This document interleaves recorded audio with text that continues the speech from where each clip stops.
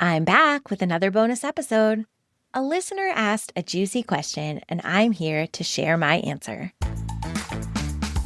You're listening to Your Win-Win Teacher Business, a podcast for teacher authors who want to make a big impact in the world for teachers and students and have fun doing it. I'm your host, Janice Cook, here with a pep talk to start your week off strong. Some seasons of running a business feel hard and sticky, but it shouldn't feel like that all the time. Let's make your business a win-win together. Today's question is a long one, so buckle up. This question says, I would love a deeper dive in capacity. I liked the capacity episode, but would love something like how to honestly find your capacity or how to deal with your lessened capacity. I want to cram so much into a small amount of time and get my feelings hurt when I don't get it all done. Sounds like I need a mindset shift now that I've got it all typed out. Episode title suggestions, because this listener is really over-delivering today. How to stop planning your time like you are a single person with no kids and no responsibilities. Wow, there's a lot to unpack here. A deeper dive into capacity. You asked, I'm happy to do it. So the first part of this question asks about how to honestly find your capacity. And I know the person who submitted this question already has a copy of my DIY course. But as I do market research into the problems that course has solved for people, their favorite part of the course is the scheduling module and their ability to rewatch it multiple times a year. Because your capacity will change with seasons of life. That's completely normal, and it doesn't mean you're doing anything wrong. And so when you notice the seasons are shifting and you know that it's time to shake up how you're thinking about your capacity, if you see that your to-do list constantly isn't getting finished and you recognize that something's wrong, that course module on setting your schedule up for success is a tool you can have in your toolbox. So instead of having to compare calendars with me and get on my calendar for a strategy session and have us go over your calendar together, you have access to my coaching on demand where you know exactly what questions I'm going to ask you and you're going to reset your own schedule together. And that doesn't mean I'm not willing to reset your capacity and your schedule with you. I always am. But sometimes my clients who are here for recurring schedule reset strategy calls find that having my coaching questions in their ear in a place that they can pause and take action themselves can feel really calming. And so that's why this person has that as a resource in their toolbox. So honestly, finding your capacity is something that I do cover in the module in that course. That's not something that I can teach without a visual, and that's too big a topic for me to cover in a Q&A episode. But I can chat about how to deal with lessened capacity. And for me, as a work-at-home mom, the easiest way I can talk about this is by thinking about the summer. There is a way that my calendar looks in the middle of the school year when my kids are in school 5 days a week. I have a block of time I can work in the morning. I have a block of time I can work in the afternoon. And that's it. Then it's time to put my mom hat on, they're home from school, and my role for the day changes. In the summer, my capacity is completely different. I still have a mortgage to pay. I still have bills to pay. I still have clients who need to serve. I still have tasks on my desk that need to get done.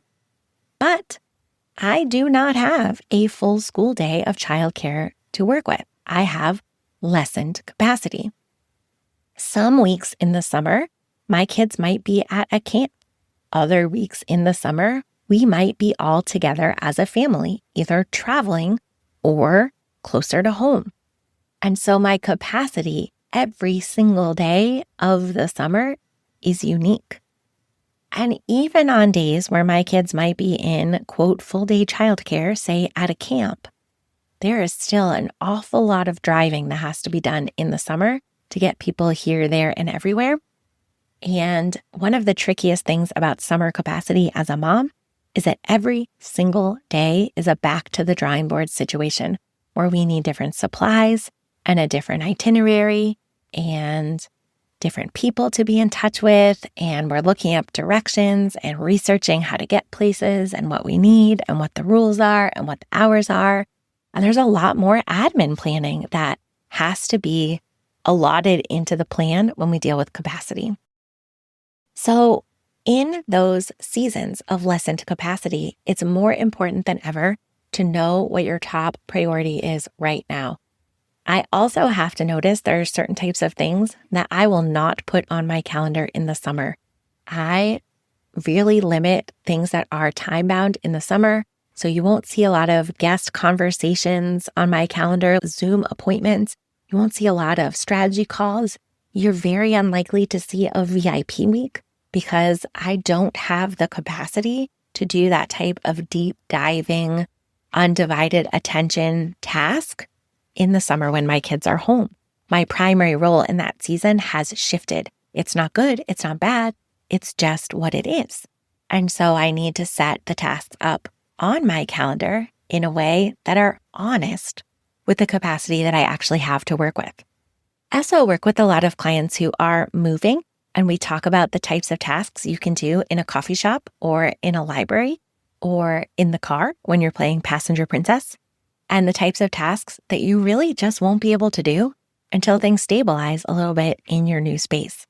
And so when we can be honest about those limitations, when we set up the calendar the first time, that's how we can limit our feelings getting hurt when they don't all get done.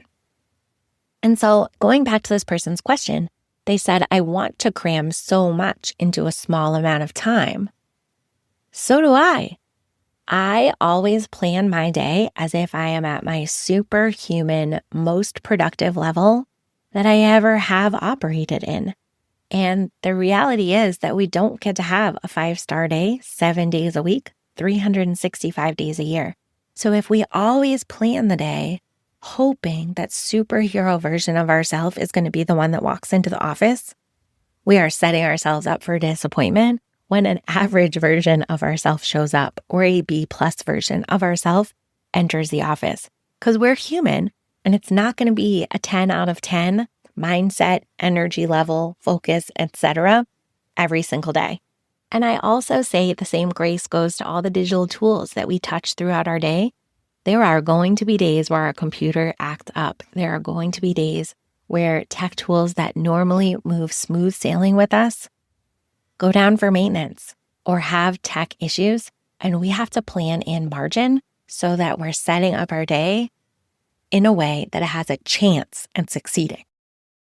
And you could feel the mindset shift advice coming when it comes to getting your feelings hurt when you don't get it all done. You have to ask yourself, am I bad at accomplishing my to-do list, or am I bad at making a to-do list that a human on planet Earth actually could accomplish in the amount of time they have today?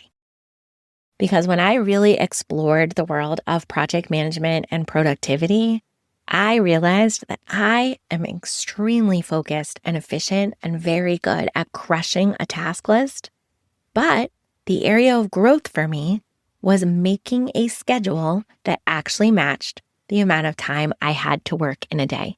And I think some of that came from being a teacher and just knowing that I was never going to have enough time in my one planning block to get all the things done that were throwing at me.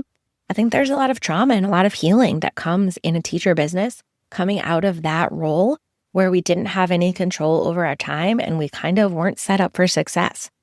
But now that you're the boss, you have the opportunity to learn the skill of setting your schedule up for success. And that's a beautiful thing to celebrate today. So I'm so glad that you asked this question. I know that you are not the only one who has these feelings. I absolutely relate to them. And then the last thing I want to say is about your episode title suggestion. You wrote, these are your words, not mine, how to stop planning your time like you are a single person with no kids and no responsibilities. And I'll say that I know a lot of teacher business owners who are single, and they still struggle with the same things you wrote about in your question. And I work with a lot of teacher business owners who have no kids, and they also struggle with the same things that you've mentioned. I have never met a person who has no responsibilities. So when you're planning your time, There are responsibilities that just come with being a person on planet Earth, and they do take up time in our day, and that's not a problem.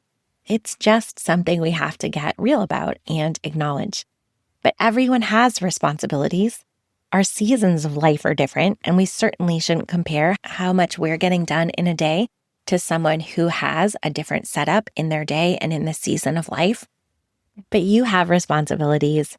Everyone has responsibilities, and everyone's season is hard just for different reasons. So finding your capacity is something that you're going to have to flex as a muscle, as a parent, as a married person, as a business owner. It's going to come up in all seasons of life, and the list of responsibilities will look different as these seasons ebb and flow. But if we ever wake up and we have no responsibilities one morning, we probably wish that we did.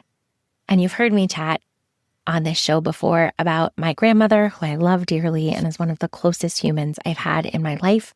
She is 100 at the time I'm recording this episode.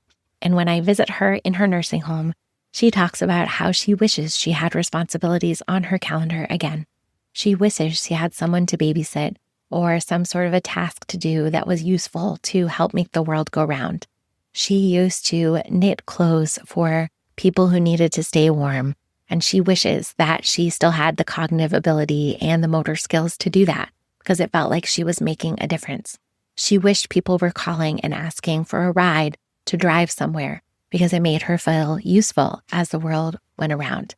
And as she gets older and she needs more help with things, that's how she feels on the other side of it, is that she wishes and yearns for something to do that felt like those comforting responsibilities she remembers from busy seasons of life, like the one you're living through right now. And so that's always a takeaway that I leave with after a visit with her, is that it's a beautiful thing that you have so many responsibilities right now and so many gifts to share with the world and so many people asking for your attention. And just be careful not to wish this season away. There will always be more that we want to do than the amount of time we have, but you're learning the skill of what the most important tasks are each day. And as long as those get done, your feelings should leave the day clocked out with confidence and with a smile. You should feel good when you put your head on your pillow tonight. And if all goes well, we wake up tomorrow with another beautiful opportunity to pick a few more big needle-moving tasks out and help the world become a better place tomorrow. Do you have a teacher business question you're hoping to hear answered on the podcast? I'll leave a link for you in the show notes. Thanks for listening. Thanks for making this podcast a part of your day. I'd love to help you find clarity with your next step in business. Go to cookfamilyresources.com/hiring-guide. I'll also leave that link in the show notes for you. This guide is packed with good news for those days when you feel like you can't possibly do it all. It might be time for you to invest in paid support, but the truth is there are a lot of free steps to explore first. After you dive into that guide, I'll be in your inbox every Monday morning with more actionable tips to help you enjoy running your business again. See you in the next episode.